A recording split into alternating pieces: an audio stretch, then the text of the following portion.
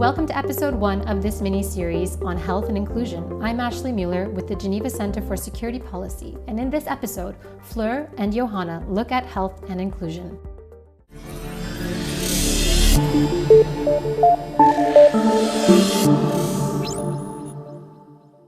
So today I'm delighted to be joined by Johanna Ralston, who is the CEO of the World Obesity Federation and also a GCSP fellow. She has delivered a health security course and has a very strong curriculum vitae, which is available on our website, including having led the NCD Alliance. Okay, so Johanna, a very warm welcome. You specialise in NCDs, non-communicable diseases, from heart disease through to obesity. Casting our minds back to a year ago, before we were dealing with COVID every day, what were the health challenges you were most concerned about? Thank you, Fleur.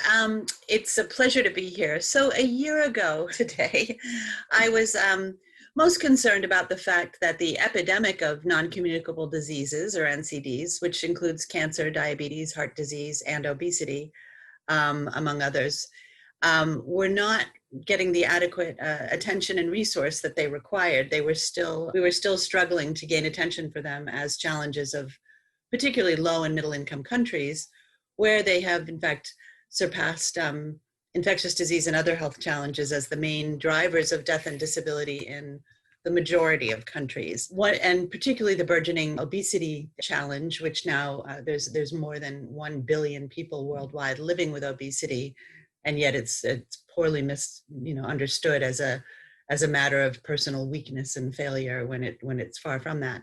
Those were the real issues that were concerning me. I've been working in the NCD space for over 2 decades and was previously running World Heart Federation, and I helped get NCD Alliance off the ground and also ran the global program for large cancer organization in the US. So I hear you saying that rather than being symptoms of wealth, these are actually symptoms of poverty. Is that fair to say? Very much so. And I think that that's the pattern that we've seen in higher income countries as well. Now we see that, for example, obesity is very much associated in the US, in the UK, with lower socioeconomic status. And as we know, of course, that's had an impact in our current situation. The same is true also for heart disease, for diabetes. India is now known as the diabetes capital of the world.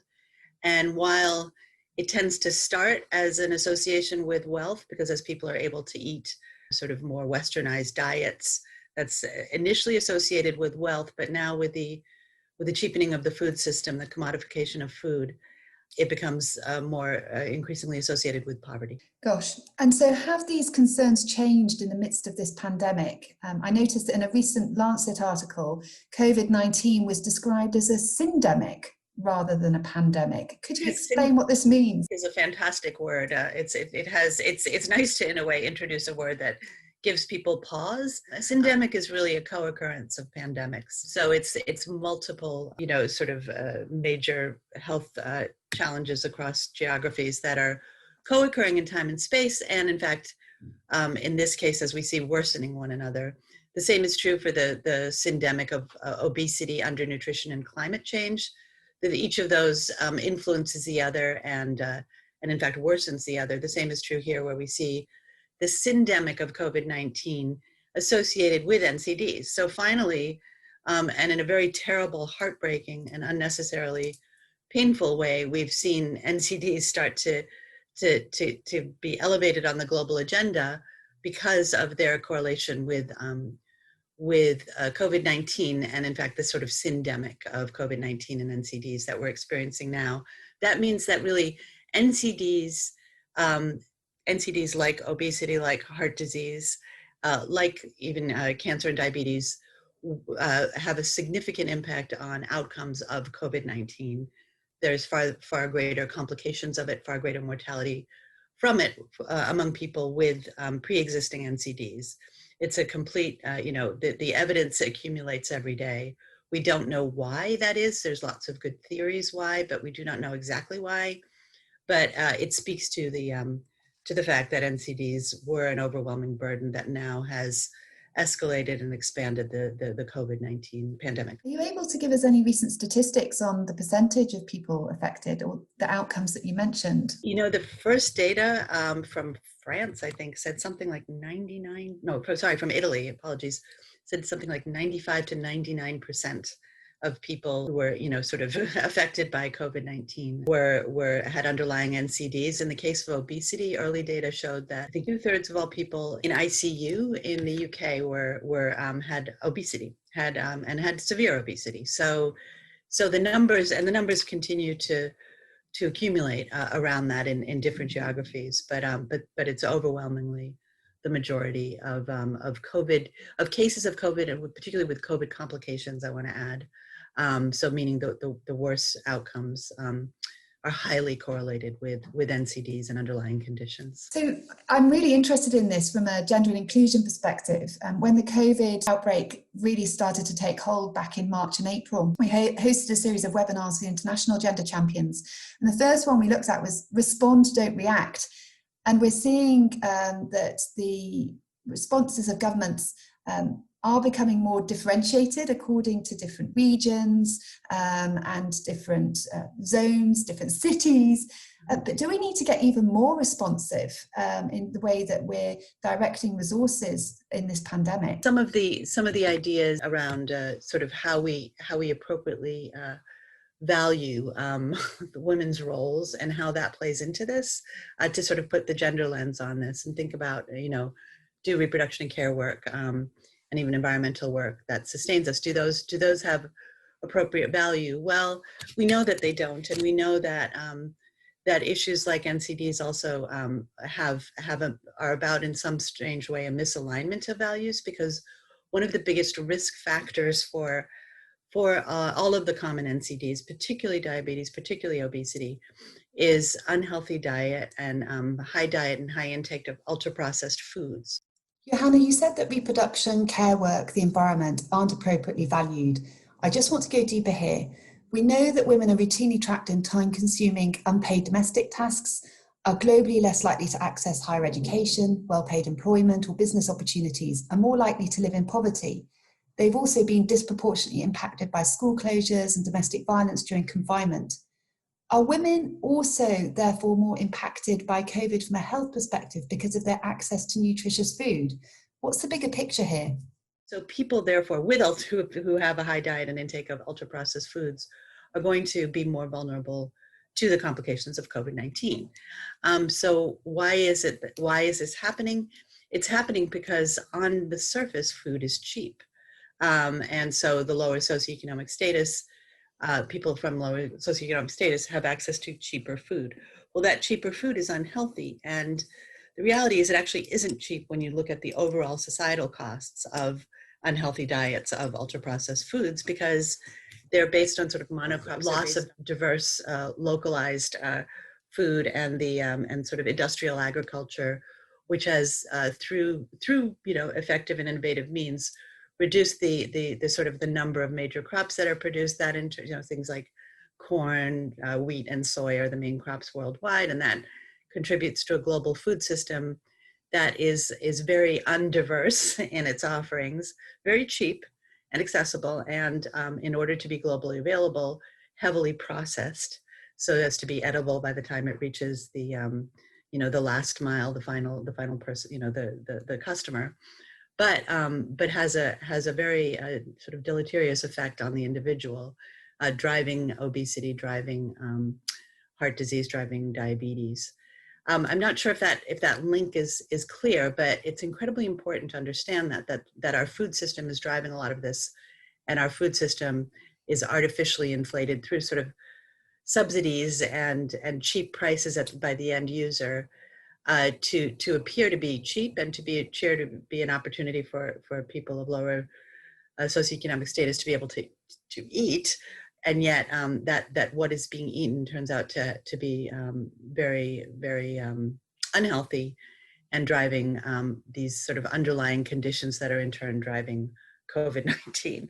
From a little road there from your initial question about sort of the sort of differentiation, to try to think about and understand what is that person presenting in hospital presenting, dying quickly of COVID-19? What are the conditions that that have driven their vulnerability to COVID in the first place? And it has a huge and complex system behind it. Absolutely. And some of these solutions aren't going to be quick fixes overnight. And clearly there's a need to contain the spread of COVID as much as possible to limit the vulnerability of these people in the short term. But in the longer term, as we start to think, well, if we're devaluing the environment, if we're devaluing the people that are involved in that system of production and reproduction, what shifts do we need to make in terms of the way we approach policy making? How do we fix this? How do we improve and play our part in trying to rebalance this system? So I think we need to use this slightly overused phrase of building back better. We do need to think about what were those systemic issues that meant that the poorest people are also the sickest people, and chronically sick, not just sick due to infectious diseases, but having underlying chronic conditions, which is very much now what we're seeing. So I think it is, building, revisiting food systems, of course, revisiting even a built environment. I think that plays an incredibly important role as well, agricultural systems, and even things like housing and sort of the environment. But to answer it more simply, I think we have to take a long and a short view. And the short view are obviously there are things we can do to make health systems work more effectively and to have to be more accessible to all. But then we need sort of longer term reconstruction of both our food and our health systems to help protect against this happening in the future, which it most probably will. I think if nothing else, this is a dress rehearsal for a future pandemic, and we need to have health systems that speak to each other more effectively across borders. We very much see that fragmented communication of health systems to one another was impeded both by misalignment of those health systems, but also by, of course, sort of the political barriers, and then that food systems and other systems work better to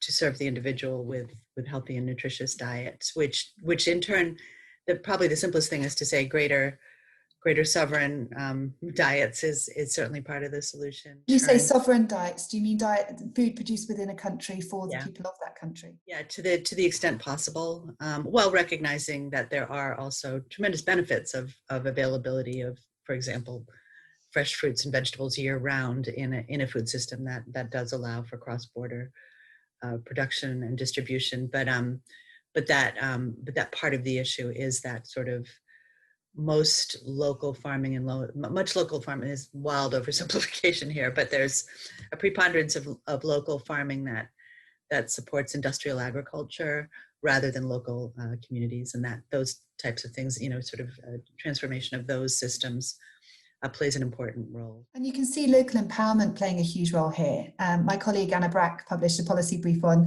human empowerment as a key tool in inclusion, and really trying to create an environment whereby those local communities are equipped with the resources they need and the knowledge they need to take ownership over some of this production and this innovation. Absolutely. I think that's such an important point, Flo. I think local empowerment, and I would say one step further, which is around individual empowerment, which requires sort of the affected individuals at the table at the outset. So I think it's sort of flipping the script on these kind of large global systems, which quite frankly are designed in places, like Geneva, like New York, like, sort of that kind of flipping the script is really, really important. That's all we have now for this episode. Thank you to Ms Fleur Heyworth and Johanna Ralston for this important conversation on health and inclusion. Keep this mini-series rolling and listen to our next episode on diversity and policy. In the meantime, don't forget to subscribe to us on Apple iTunes, follow us on Spotify and SoundCloud. Click the next button and get to the next episode.